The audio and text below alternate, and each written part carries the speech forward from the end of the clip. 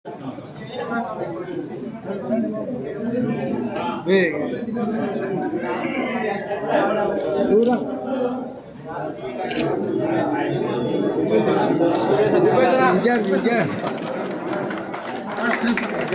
Step వెరైటీగా ఉంటుంది.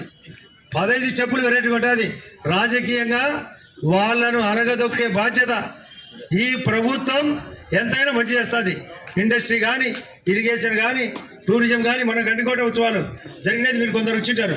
హర్ష కూడా వచ్చాడు, కరెక్టేనా? గండికోట ఉత్సవాలు అది దాని వలన స్టీల్ ఫ్యాక్టరీ పక్కనే, థర్మల్ కేంద్రం పక్కన టూరిజము, ఆర్టీపీపీ పక్కన స్టీల్ ఫ్యాక్టరీ. మనకు 10,000 మెగావాట్లు పవర్ కూడా రాబోతుంది. సెకీ పర్మిషన్ ఇచ్చింది. దాని మీద వాళ్ళు కూడా ఎక్స్టెన్షన్ పోతారు. ఆదాని కూడా మరొక సిమెంట్ ఫ్యాక్టరీ, వీళ్ళ సిమెంట్ ఫ్యాక్టరీ, ఇవన్నీ వస్తే అదే వీళ్ళ సిమెంట్ ఫ్యాక్టరీ తేజ. ఇవన్నీ వస్తే మనకు మంచి జరుగుతుందా లేదా? భూముల ధరలు పెరుగుతాయి లేదా? ఉద్యోగ అవకాశాలు పెరుగుతాయి లేదా? ఉపాధి అవకాశాలు పెరుగుతాయి లేదా? కరెంటు కూడా మళ్ళీ కొత్త సబ్స్టేషన్లు మరొక 5 రాబోతున్నాయి. ఎత్తులెట్లు ఎత్తుకుతున్నాం. మొన్న ఇక్కడ అడిగినారు, మనకు 130 కిలోమీటర్లు కండక్టర్ కావాలంటే వెంటనే 40 కిలోమీటర్లు ఇప్పించిన. అది ఈ నెలాఖరు కూడా 100 కిలోమీటర్లు ఆ గ్యారంటీ ఇప్పించే బాధ్యత. ట్రాన్స్ఫార్మర్ ఇప్పిస్తాం. ప్రతి ఒక్కటి వెతికి వెతికి వెతికి చేసే బాధ్యత ముఖ్యమంత్రి గారికి ఉంది, ప్రధానమంత్రికి ఉంది. మరొక 2 మాటలు మీరు నిన్న మొన్న గమనించట్లేదు. ప్రధానమంత్రి గారు మన వ్యవసాయ శాఖ 18 అనుబంధ శాఖల వ్యవసాయము 18 అనుబంధాలుగా ఉన్నాయి. దాన్ని తీసేసి ప్రధానమంత్రి గారు 2 అనుబంధాలుగా పెట్టి దానికి 1,00,000 కోట్లు అదనం. ఎంత? 1,00,000 కోట్లు అదనం. కాబట్టి ప్రధానమంత్రి గారిని ఈ సందర్భంగా మనం అందరం చప్పట్లు కొట్టి అభినందనలు తెలియజేయాలా లేదా?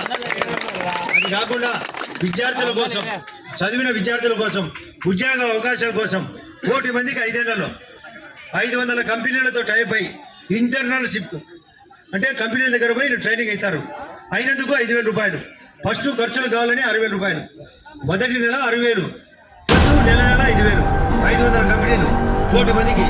మీరందరూ డిగ్రీ చదివినా, బీటెక్ చదివినా లేదా ఐటీఐ చదివినా ట్రైనింగ్ అవ్వచ్చు. దాని కూడా పథకం ఈజీపీ పథకం ఒకవైపు ఎంప్లాయ్మెంట్ జనరేషన్ ప్రోగ్రామ్ 1,056 లక్షలు. అందులో సబ్సిడీ ఉంది.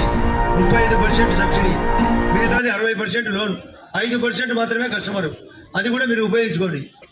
ఇవన్నీ కలిపితే ఉపాధి పెరుగుతుంది, ఉద్యోగం పెరుగుతుంది, తెలివితేటలు పెరుగుతాయి. ఈ ఊర్లో 3 కాలేజీలు అబద్ధమా నిజమా? ఈఎస్ఐ హాస్పిటల్ ఇక్కడ నేను మళ్ళీ వచ్చాక పిహెచ్సి సెంటర్లు కూడా మందులు పంపిస్తున్నాం. ఇక్కడ కూడా నెక్స్ట్ మళ్ళీ చెప్తున్నా, ఇక్కడ ఒక మెడికల్ క్యాంప్, ఒక జాబ్ మేళా నెక్స్ట్ నెలలో ఉంటుంది. కాబట్టి మన అందరూ ఒకరికొకరు ఉపయోగపడి మన ప్రభుత్వాన్ని కాపాడుకోవాల్సిన అవసరం, ఉన్నతంగా తీసుకోవాల్సిన అవసరం అందరికీ ఉందని, ఈ అన్న క్యాంటీన్ బ్రహ్మాండంగా సక్సెస్ కావాలని ఇంకా నేను ఆలోచన చేస్తున్నా. ఈ సక్సెస్ అయితే మళ్ళీ అవసరాన్ని బట్టి మళ్ళీ పెంచుతా. ఒక అన్న క్యాంటీన్ అక్కడ జమ్మలూరులో ఉంటుంది, ముద్దనూరులో కూడా ఉంటుంది, ఇక్కడ అవసరమైతే ఇక్కడ కూడా ఉంటుంది, మరొకటి ఉంటుంది. కాబట్టి మీరు సహకారం అనేది తెలుసుకోండి. మళ్ళీ రిక్వెస్ట్, దయచేసి సౌకర్యంలో ఉండేవాళ్ళు తినకండి. అలాగే నాకు ప్రామిస్ చేయాలా, ఎలా ప్రామిస్ చేయాలా? అందరి చేతులు ఎత్తాలా, మేము తినమని, సాగుగారు తినమని చేతులు ఎత్తాలి. లేదంటే ప్రభుత్వం నష్టపోతుంది. మీరు పేదలు అయితే తినండి, 3 పూట్లు వచ్చి తినండి. పెన్షన్ ఎంత? 4,000. 3 పూట్ల తింటే ఒక్కొక్కరు అన్నం ఎంత? టిఫిను, మధ్యాహ్నం భోజనం క్యాల్కులేషన్ చెప్తాడా? 4 ఉండే కూడా 18 రూళ్ళు అయ్యేది.